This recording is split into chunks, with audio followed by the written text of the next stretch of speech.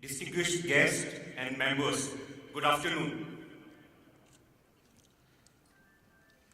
As Mr. Mahmood has introduced us, I would like to place on record many thanks for selecting this committee, and we are committed to meet all your expectations.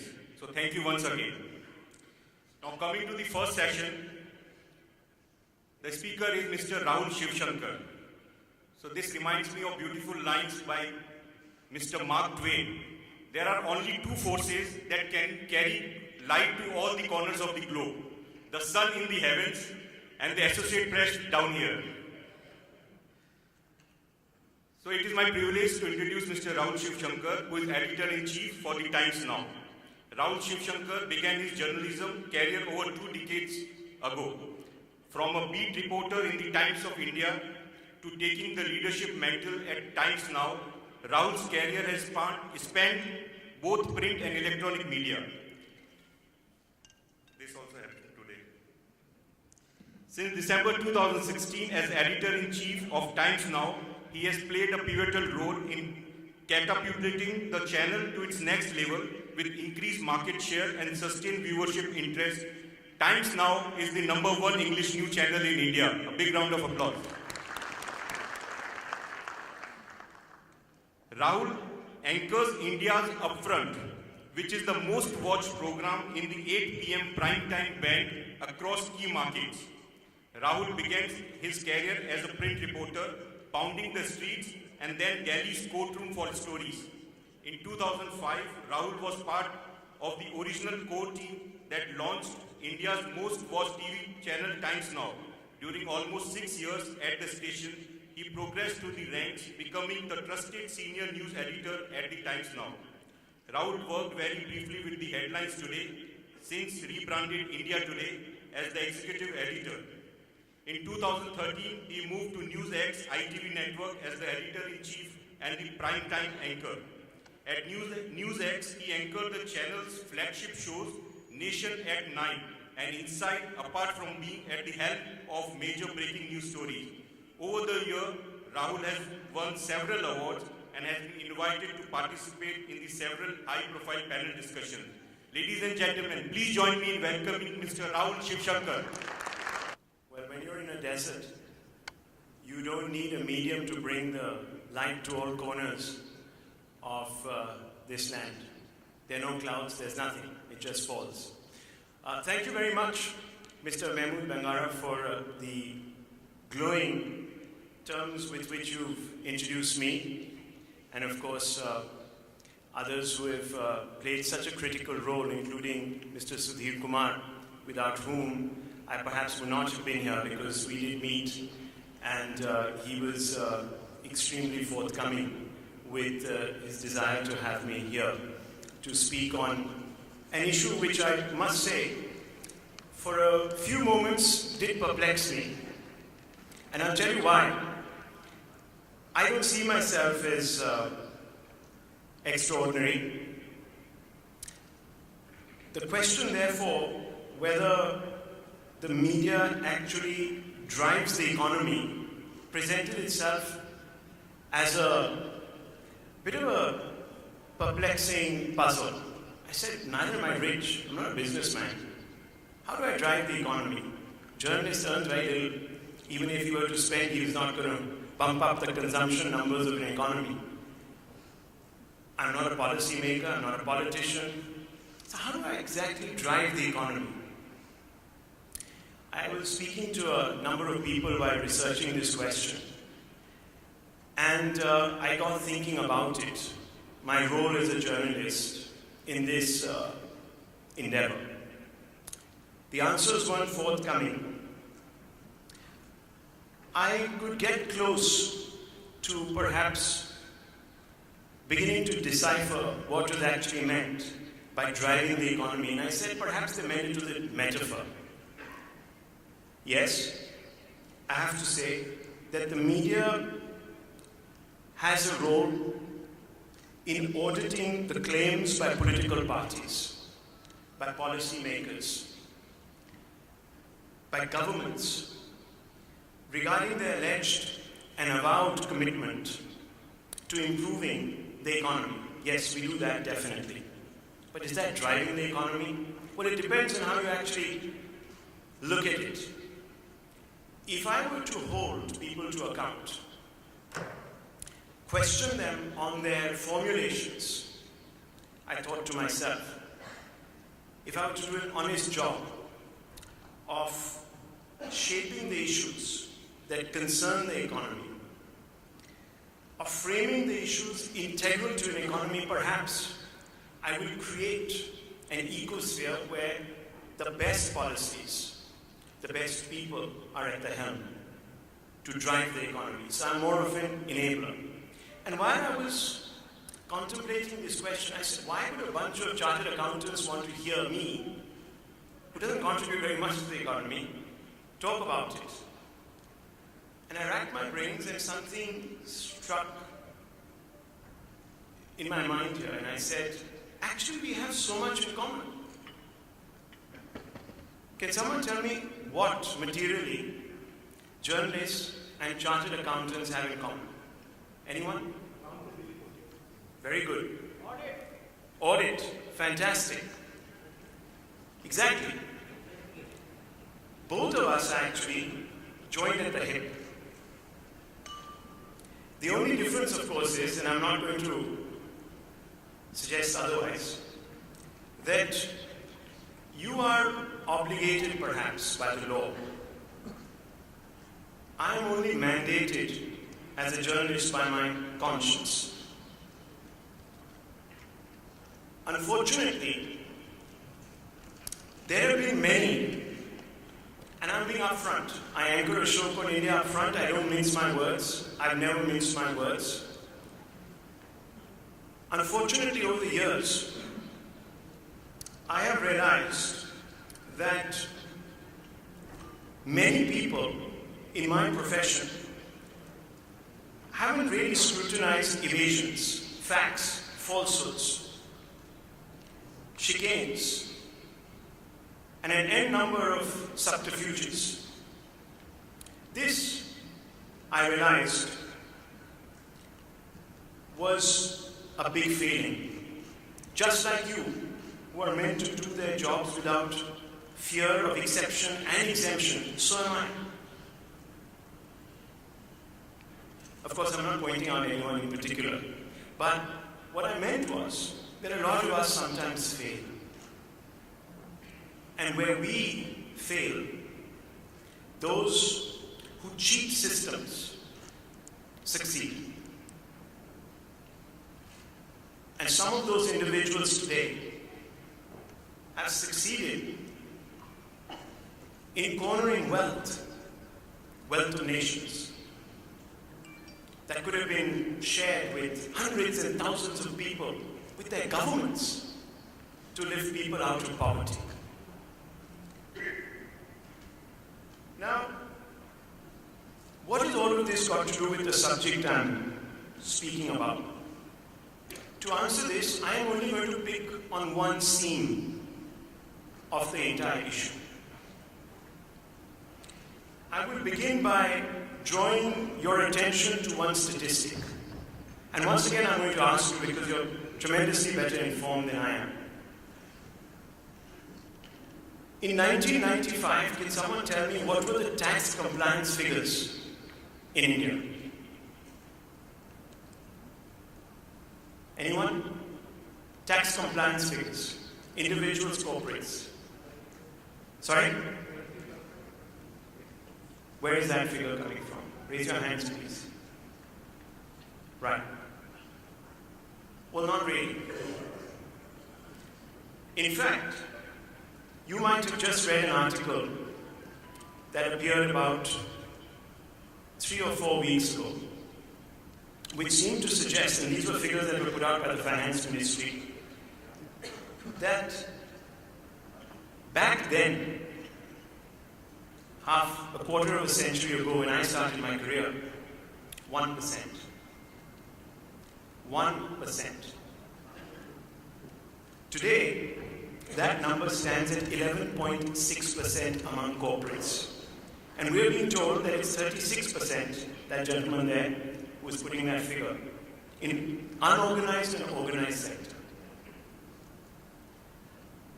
Now, I don't know how you can judge what the unorganized sector is paying up. I would hope that there is a way of putting that number, but 1 in 10 Indians, 9 out of 10 Indians, corporates included, don't pay their taxes. Now, this is a shocking figure. Now, I know that there are many, many reasons for this, and we can have a whole session discussing them. But I want to actually talk a little bit about the fact that there's a direct correlation between paying your taxes and the state of the economy. You know it better than I do. And it became very, very apparent to me as a beat reporter when I started out, when I was about 21 for the Times of India, 22 actually, for the Times of India. Wherever I would go, I found that people were transacting almost always in cash. Now, I had some experience of this because my grandparents were, or their parents were, so my great-grandparents were agriculturists. And as you move, as the economy moves, as you know, off the farm, you are not anymore drawing your principal income from agriculture. So you become a tertiary sector employee. And then what do you do with this land? You want to sell it. And when you go out there to sell it, people say, "Do mein dega." We will pay you 60% in number 2, 40% in 1. Now, my grandparents were in government. And they were going to take number 2. The sad part is that it was so unbridled. People weren't even talking in hushed tones. They would just come up and they would say, "Do mein do, 8 niche," and they would charge you the earth. And it was getting laundered. And this really began to rankle me. And I was also covering the courts. I'll come to that in just a few moments. But it really struck me here when I went for the first time abroad in 2000. I went to Denmark, one of the world's leading socialist democracies. And I was always told, "Oh God, we have such crippling tax laws. We have such a huge corporate tax, individual tax rate that we don't feel incentivized enough to want to pay our taxes." Here was an economy back then, and in the 80s it was much more, 50% tax rates. At that time it was 33.3%. I remember this because I was struck by the development there. And I said, why can't my India be at par? Yes, we have many more people, we have many more challenges, but why can't we at least be halfway there? There's no reason why. We're such an industrious people. Look at all of you. You work in another country and you've done so fantastically well, for which each one of you actually deserves to be those extraordinary people there. I said, what happens? What is the change? So it was clearly not the fact that we were charging an X amount. It depressed me. It really, really depressed me. I also noticed at that time, when I was searching for these answers, the lack of common intent in every sphere. Journalists weren't looking hard enough. Corporates were not being compliant because they had great brains who knew how to do things. In number 2, big audit firms, and you know what happened a few years ago in America. Few audit firms looked the other way. They in fact enabled it. In fact, I'm sorry to say, but when I used to go to my chartered accountant, they used to say, now that you're a tax-paying individual, why don't you show so much? And I couldn't understand this. began to notice that the media was organized around corporate control and had little incentive, very little incentive, to actually report this in an aggressive way. The tax authorities were paid an incentive to look away. And I'll tell you something. I paid a visit to the ITO. I was in the Times of India and my editor was really wanting a big story. I paid a visit to the ITO. You must all know what the ITO is and where it is in Delhi. It's in a crazy part of the city. Yeah? Massive building, labyrinthine corridors. I saw income tax files of current assessment here. Current. Where? In the toilets. Yes. They were mildewing. My friends, they were mildewing. Why? Because of the assault of emitted uric acid. I quickly asked my photographer from TOI to come. Someone had given me an insight. I have to say, this was an insider who told me, you want to really know the reasons? Come. It was on the 5th floor. I got up there to really hold my nose, as we all had to do at one point in India. And I got up there, and there were these files, sir. And they were stacked up. And there were people, income tax officials, who were literally flushing down the drain vital information. It shocked me. That article became a 5-column banner headline of the Times of India the next morning with the photograph of ITO employees doing their business. I might have added 1% to the conversation. I'm not going to take credit for too much.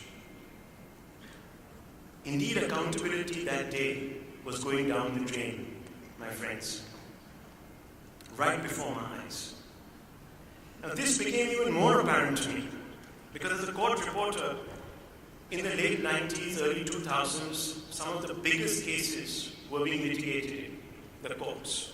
Bofors, Lakhubai Pathak case, St. Kitts, Jain Hawala gangs, the fertilizer scam, the urea scam, you might remember that. Big cases. And I was watching all of this. In court, I saw top politicians, very big officials of government there. And they looked very certain that they would get away.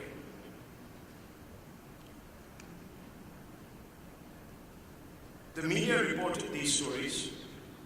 Some asked questions, but when some of those that reported with intent asked those questions, they were persecuted, discredited, slandered, and we had a situation where a lot of this was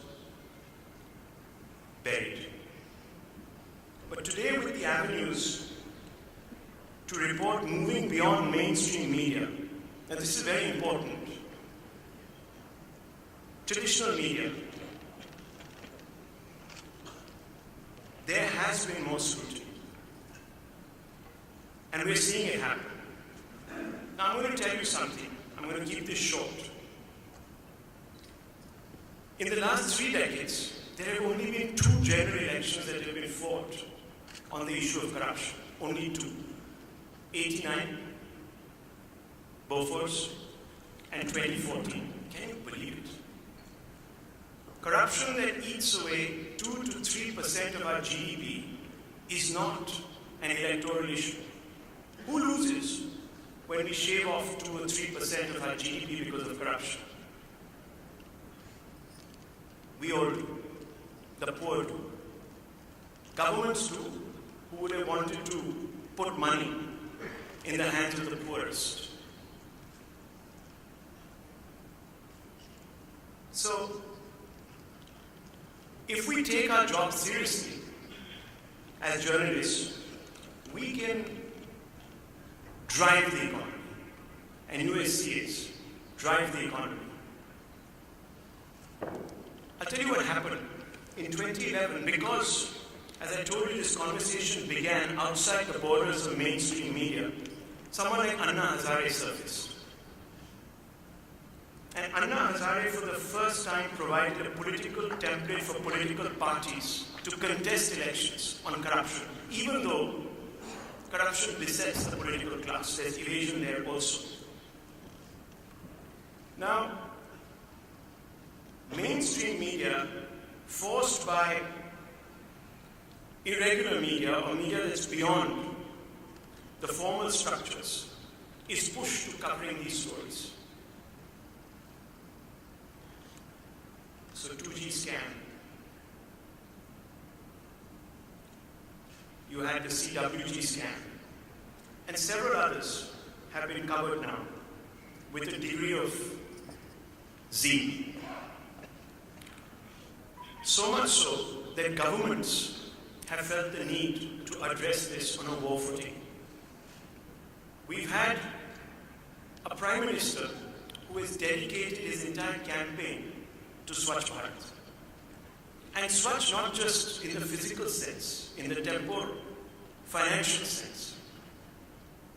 Now you might agree with Timo, you might think it's good or bad, at least it's given an address to black money. As I said, I focused on just one theme, which is corruption. There are many ways that the media can report stories that can uplift the lives of our citizens and contribute to driving the economy. I mean, we can focus on social welfare schemes, whether they're right, whether they're wrong, whether they're addressing the right audience, etc., etc. All of that will help in firing the engines of economic development. But till you don't address the question that we both share in common in auditing, you, all of you here, and the media, we're going to have a problem in taking this economy of ours, this great economy of ours forward. A beginning has been made. I was speaking to KK Mistry over lunch, and he made some very interesting points about how certain reforms have been taken forward, which perhaps have not happened in the recent past. And I completely agree with you. They're going to take some time to manifest. But without the media making these national headline issues, this will not have happened, my friends. I just want to leave it at that, because this is something that I leave you to think about. The next time you're auditing a file, you're looking at documents, and you're looking at the interests of your clients, and of course, when I'm looking at the next scam that is sent to me by an anonymous Good Samaritan who might be tipping me off on a development. Thank you. Thank you very much. Thank you, Sri Rahul, SHIVSHANKAR ji, for sharing your thoughts on role of media in driving the economy. A big round of applause to Sri Rahul, SHIVSHANKar ji.